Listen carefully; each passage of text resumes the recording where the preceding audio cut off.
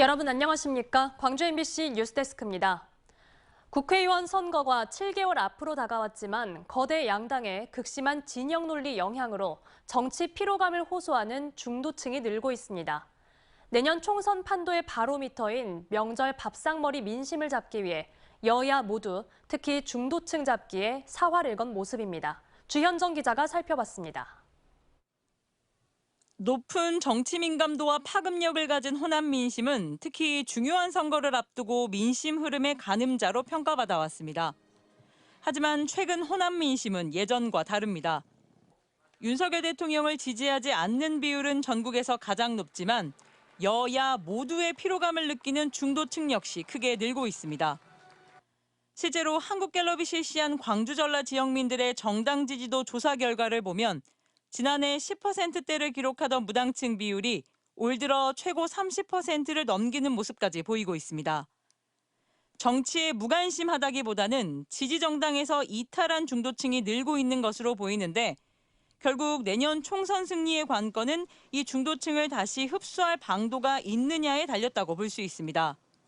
이들의 마음은 결국 사람을 통해서 잡을 수밖에 없기 때문에 대대적인 인적 쇄신, 세대 교체 이런 부분들에 대한 응답을 내놓을 필요가 있을 것 같고 국민의힘은 지지층을 교집시키기 위해서는 이념 공세를 계속 강화할 것이고 지역 정가의 여야 모두 다가오는 명절 밥상머리 대화의 주인공이 되고자 존재감 키우기에 사활을 걸고 있는 이유입니다.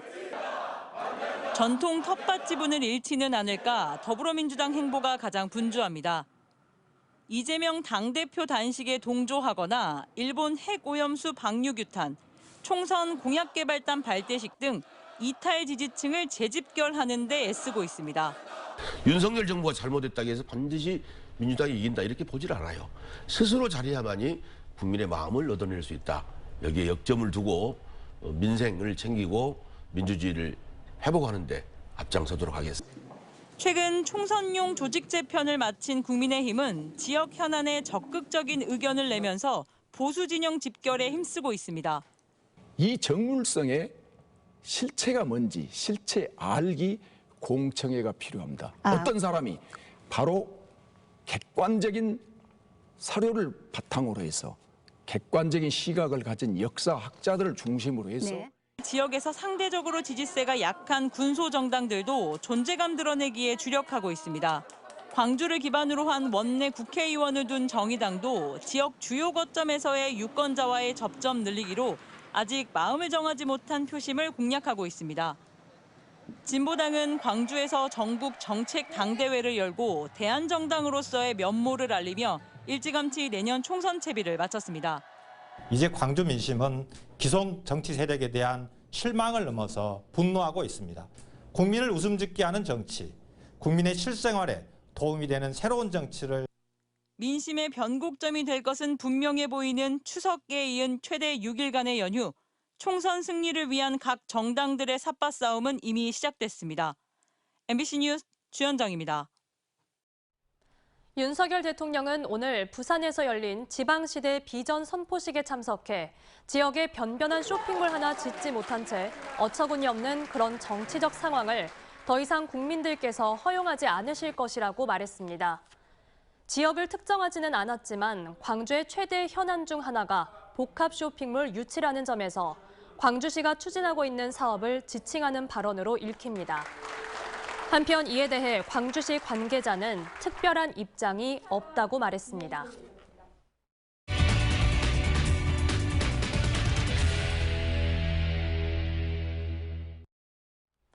어제 보도해드린 대로 광주 상수도 사업은 3년 연속 최하 등급을 받을 정도로 부실하기 짝이 없었습니다. 광주시와 영산강 환경청이 공개를 거부해왔던 상수도 사업 세부 평가 점수표를 광주 MBC가 행정심판을 통해 확보했다는 소식 전해드렸죠. 광주시가 어떤 항목에서 낮은 점수를 받았는지 살펴보겠습니다. 한 걸음 더 집중 취재, 천홍희 기자입니다. 환경부가 매년 전국 지자체를 대상으로 평가하는 수도사업 운영관리 실태점검. 상수도 사업 전반에 대한 점검을 할 수 있도록 3개 분야 29개 항목으로 구성됐습니다. 광주시는 3년 연속 C와 D 등급을 받았는데 취재진이 정보 공개와 행정 심판을 통해 세부 점수표를 확보했습니다. 수도사업 실태 점검 세부 항목입니다. 광주시는 고질적인 문제로 지적받은 노후 상수도 개량 실적에서 8점 만점에 3.2점으로 특히 낮은 점수를 받았습니다. 이 항목은 전체 노후 상수도관 중에 교체된 상수도관의 비율로 평가하는데 광주시의 개량 비율은 7% 미만으로 나타났습니다. 관내에서 A등급을 받은 광양, 한평, 장흥과 비교하면 점수 차이는 더 극명해집니다. 또 다른 평가 지표인 정수장 시설 개선 실적은 4점 만점에 2.4점을 받았습니다. 수도 분야 법정 교육 준수율은 2점 만점에 0.8점을 받았고 수도시설 에너지 절감 노력은 2점 만점에 급기야 0점을 받았습니다. 노후 관로 개량 실적 그리고 수도 시설 에너지 절감 노력 실적이 낮았기 때문에 전반적으로 낮은 점수를 받게 되었습니다. 이런 점수들이 낮다 보니 특광역시 가운데 상위 20% 안에 들지 못했고 상수도 정책 분야에 대한 평가는 자격 미달로 평가조차 진행하지 못했습니다. 여기에 정보가 시민들에게 공개되지 않다 보니 제대로 된 개선이 이루어지지 않았고 결국 덕남 정수장 단수 사태와 같은 대형 사고가 발생한 겁니다.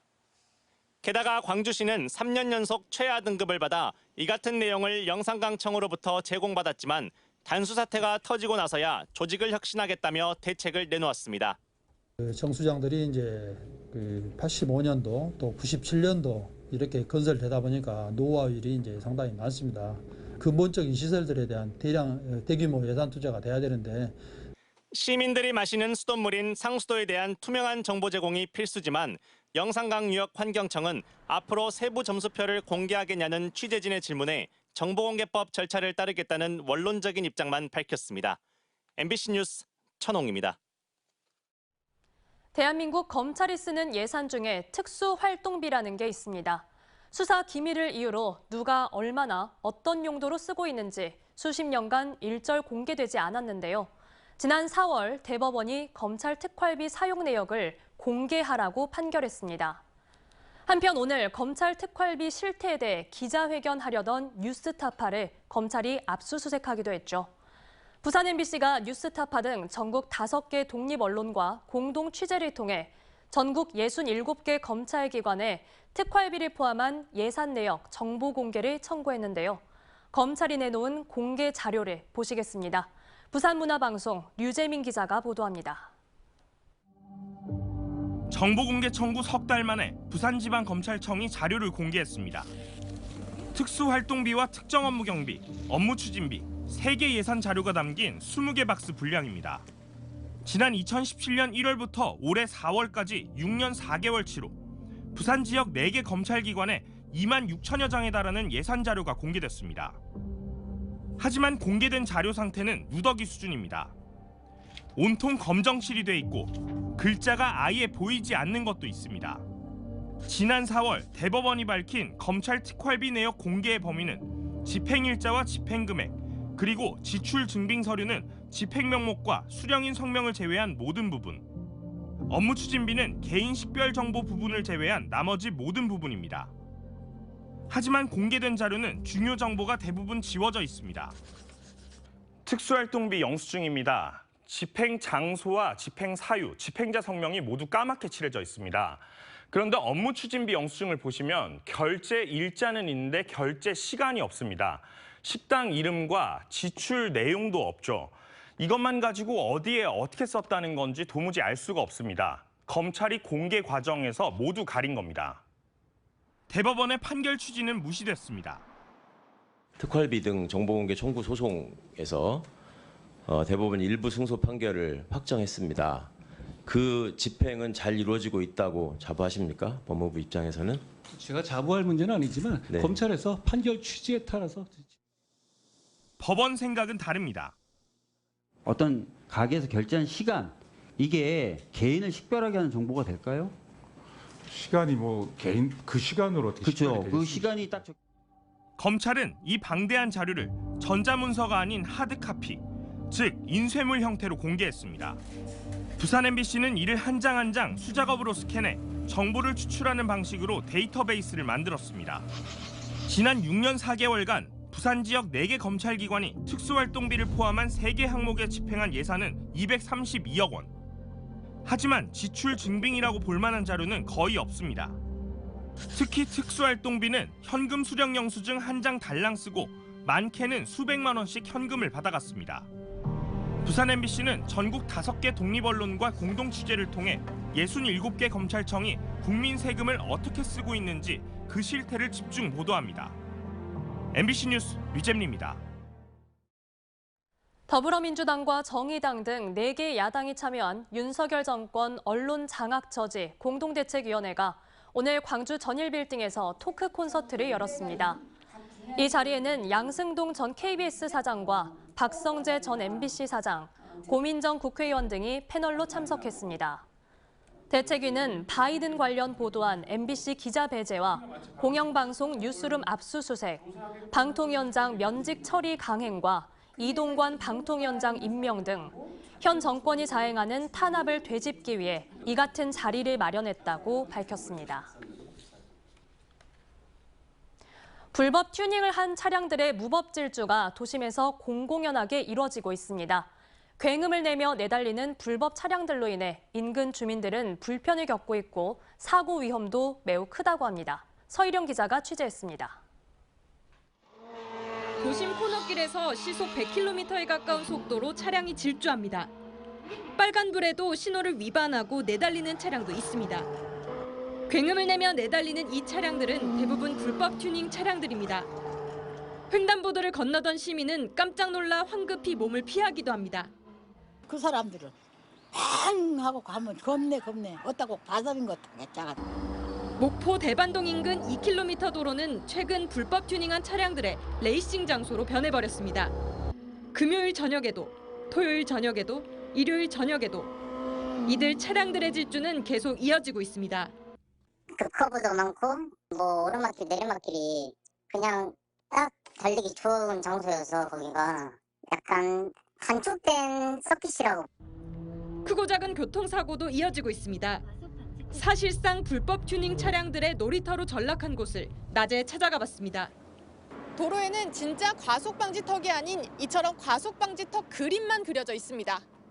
2km 구간에 모두 12개의 과속방지턱이 있는데 모두 그림입니다.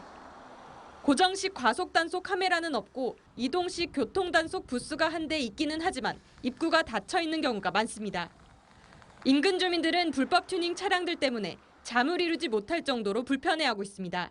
소음이 크니까 잠도 못 주무시고 막 그 가축들이 짖고 난리예요.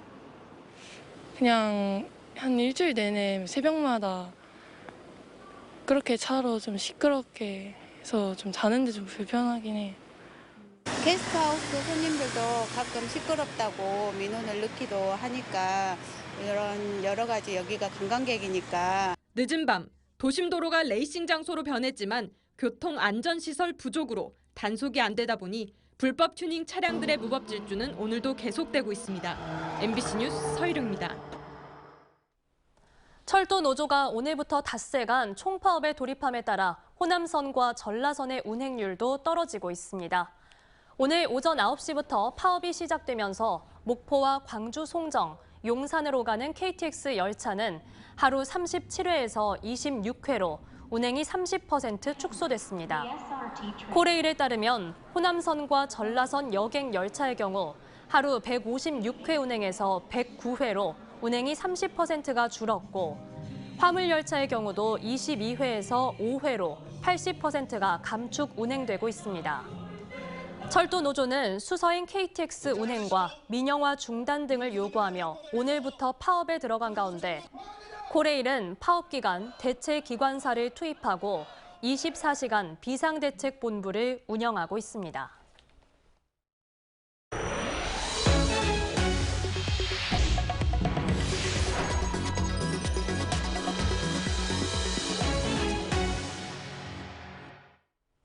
약 250년 전 구례의 문화 유씨 가문은 어려운 이웃들이 마음껏 쌀을 가져갈 수 있도록 사랑채에 뒤줄을 쌓아뒀다고 합니다.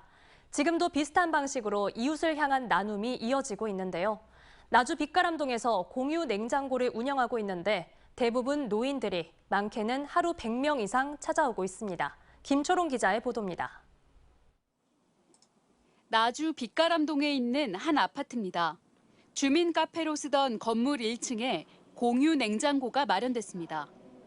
이웃과 나누고 싶은 음식은 넣어두고 원하는 음식은 꺼내가도록 한 겁니다. 이렇게 냉장고와 선반에는 다양한 식료품들이 가지런히 정리되어 있습니다. 화요일부터 목요일까지 하루에 물품 1개를 무료로 가져갈 수 있는데 끼니를 해결할 수 있어 방문객이 끊이지 않습니다. 말할 수 없이 좋죠. 골고루 갖다 먹습니다. 예, 매주 틀리게. 수급자가 많이 사는 동네에 냉장고를 설치해 복지 사각지대 해소에도 기여합니다. 환자분들, 또 아주 곤란하신 분들, 노인분들이 많이 오셔요. 쌀, 라면, 이 도시락, 반찬 이런 거 한 끼니 먹는 거. 나주 빛가람동 공유냉장고는 2021년 첫 운영을 시작했는데 수요가 늘면서 지난 5월부터는 업체 후원도 받고 있습니다. 식당과 마트, 기업 등 18곳이 참여하고 주 1회 등 주기적으로 후원하는 곳도 있습니다. 2호 점은 또 행정복지센터 민원인들 분이 쉽게 이용할 수 있도록 확대할 예정이고요. 업체가 늘어나다 보면 3호점, 4호점까지 더 확대되지 않을까. 공유냉장고가 지속적으로 활성화되려면 무엇보다 온정을 나누려는 주민들의 자발적인 참여가 필요하다는 목소리도 나옵니다. MBC 뉴스 김초롱입니다. 추석 연휴를 앞두고 고향사랑 기부제에 대한 생방송 토론이 잠시 뒤 진행됩니다. 광주 MBC는 저녁 9시부터 생방송되는 시사 프로그램 시사 용광로 시간에 올해부터 시작된 고향사랑 기부제의 효과를 점검해보는 한편 활성화 대책을 진단합니다. 오늘 토론은 구복규 화순군수와 전라남도 박현식 자치행정국장, 농촌경제연구원 송미령 박사가 참여하는 가운데 광주 MBC 유튜브를 통해서도 실시간 중계됩니다. 국립광주박물관은 고 허민수 선생의 기증특별전 애중 아끼고 사랑한 그림 이야기를 연다고 밝혔습니다. 오는 12월까지 계속되는 이번 전시회는 17세기 문인 화가 죽천 김진규 선생의 묵매도 등 허민수 선생의 기증서화와 관련 작품 80여 점이 선보이고 있습니다. 허민수 선생은 호남 화단의 거장 소치 허련 선생의 후손으로 이번 전시는 선생의 사후 그림을 보관하고 있던 미국인 며느리가 지난해 서화 4작품 등 12점을 국립광주박물관에 기증하면서 기획됐습니다. 국내 최대 규모 콘텐츠 종합 전시회인 2023 광주 에이스페어가 오늘부터 나흘간의 일정으로 김대중 컨벤션 센터에서 개막했습니다. 올해 전시회에는 방송 영상과 애니메이션, 캐릭터, 디지털 콘텐츠 등 콘텐츠 기업 400개사가 510개 부스 규모로 참가했습니다. 특히 K-콘텐츠의 인기에 힘입어 미국과 중국 등 33개국 160여 명의 종사자도 광주를 찾아 미래 콘텐츠 제작 유통 흐름을 살펴볼 예정입니다. 행사 기간 동안 일반 관람객들을 위한 다양한 부대 행사와 이벤트도 마련됩니다. 국가보훈부 보조금 횡령 등을 놓고 내홍을 겪고 있는 5.18 부상자회 내부 갈등이 극한으로 치닫고 있습니다.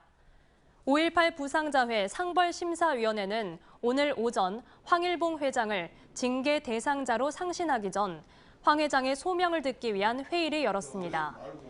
황 회장이 보훈단체가 주관한 정률성 기념사업 반대 집회에 참석한 것과 일간지에 반대 광고를 게재한 것 등의 행위가 직권 남용에 해당한다는 집행부의 요청을 상벌심사위가 수용한 데 따른 겁니다. 상벌위는 내일 열리는 이사회에서 직무 정지 또는 해임 안건을 상정해 처리할 예정입니다. 나주시가 교육부의 학교 복합시설 공모 사업에 선정됐습니다.